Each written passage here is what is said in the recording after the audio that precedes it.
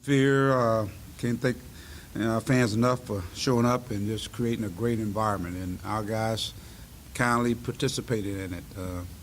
First half started off a little slow. Basically for them, it was a good start. For us, it was kind of a shaky start. But once we settled in, I thought our defense really kicked in. And Barford, Beard, I thought they really ignited us. And Trey got in foul trouble, so there comes Daniel. He's right off the bat, and I thought it got him into the flow of the game. And guys did a good job of really finding him, and he did a good job of finishing off plays and continues to get to the free throw line. But I always talk about that bench. We may have one guy go down. Who's going to be that next guy to step up? And tonight, I thought Daniel came in and gave us some great minutes. CJ came and gave us some great minutes, and this team continues to, find its identity, and its identity is going to be on defense. Offensively, we didn't shoot it great, and that's what I want to see. What happens when we don't shoot it great? Can we create some havoc with our defense against Fresno? Rod and Terry has a very good basketball team, veteran team. They got a chance to win the league, and you'll see them playing in postseason play. The veteran, they even as we built the lead, they would not go away. As a matter of fact, it's 3:36 in the game, and I think we are at the free throw line, maybe to go up 18. And in that time, they outscored us 20-11. And so that's the difference in the game. And and the lesson learned for our guys is that you don't ever stop. I thought we kind of took the pedal off and start playing not to lose as opposed to playing to win. But a lot of credit goes to those guys because the Williams kid, who I was really afraid, he's a really, really good basketball player, can really score inside, and then you got the outside. I thought the Taylor kids really stepped up and played well for them, especially in the second half. But good team win. Guys enjoyed the midnight, and then we get ready and turn our attention. We continue to get to the free throw line. Makes a big, big difference. We're an attacking team. And so tonight, if you look at the stats, they actually shot more field goals than we did, made more field goals than we did, made a couple more threes than we did. But the neutralizer to me is get to that free throw line, and we didn't shoot them great, but we shot them well enough to survive. You guys want to raise your hand? That was like a criticism at times last year is maybe too much standing around offense. How big a deal how big of a deal has it been for you to be like, guys, go to the rim, move around, get aggressive on offense? We stand around last year. We did. Oh, really? Okay. All right. We scored quite a few points.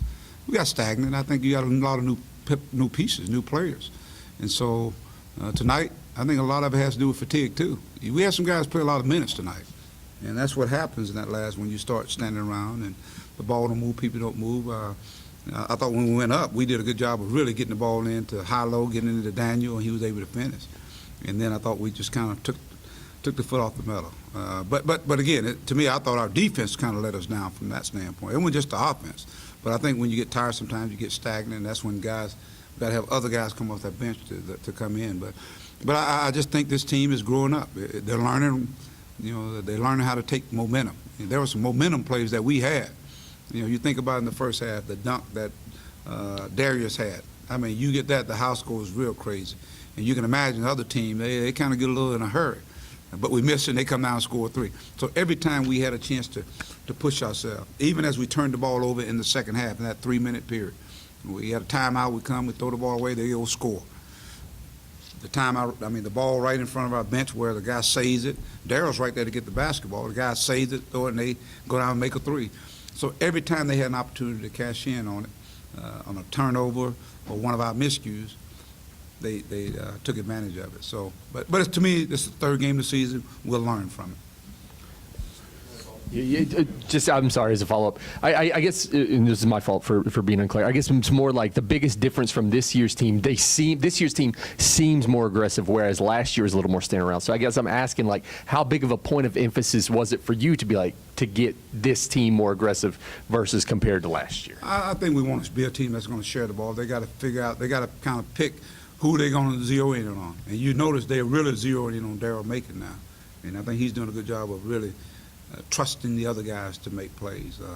I thought Balfour did the same thing. So I just think guys are more comfortable in their roles now. They understand it a lot more. It's one thing to You got to remember, those guys were in junior college. I mean, you look at Daniel right now, and he ain't nowhere near where he's going to be. He just came out of high school.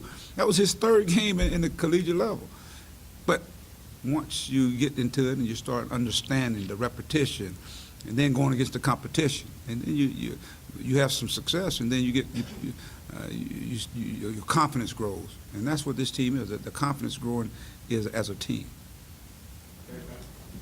You talked about some of those plays. It felt like it could have been a 20-plus point win and things that kind of kept it tight.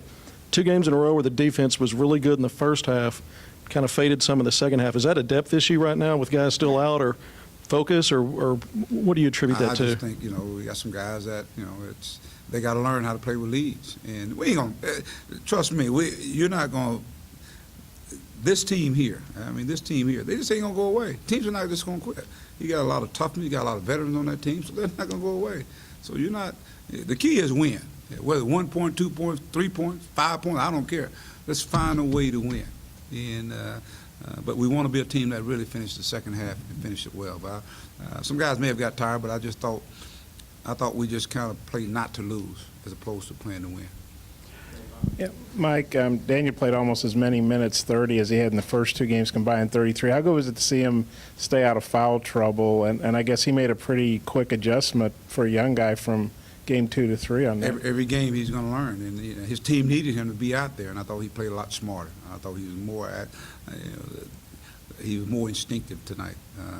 And it's one thing about it though is, as a big guy, if I'm a guard, I'm gonna be smart. I'm gonna feed the big guy, because then the big guy gonna do some other things on the other end, and we saw that tonight. And I thought he just played with a lot of confidence, and he used his length tonight, and so he was out there for a while. So we need him out on the floor. So maybe that was the thing that took place. He knew we needed him, so he stayed out of foul trouble.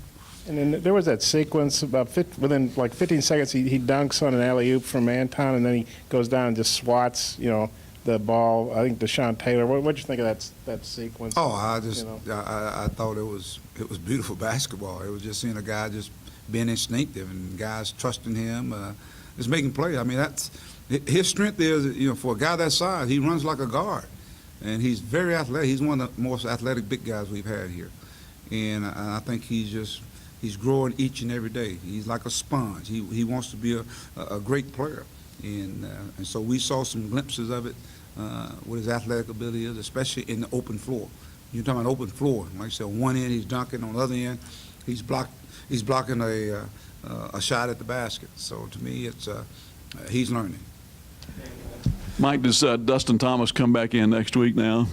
We will make that decision here soon. So we'll see. Right now, I'm just trying to let these guys enjoy it to midnight, and with the guys that are going on, right, they're doing a good job. I thought, Gabe, for the little time he's been playing, I still think CJ's got another gear that he can take it. But again, we get more and more guys that are contributing. You guys doubled the post. It seems like you've maybe been more successful forcing turnovers this year. Do you think it's the length? Do you think it's guys being more comfortable defensively in their second year? Or what do you attribute that to? Yeah, I think it's a compliment. I think understanding what we're doing.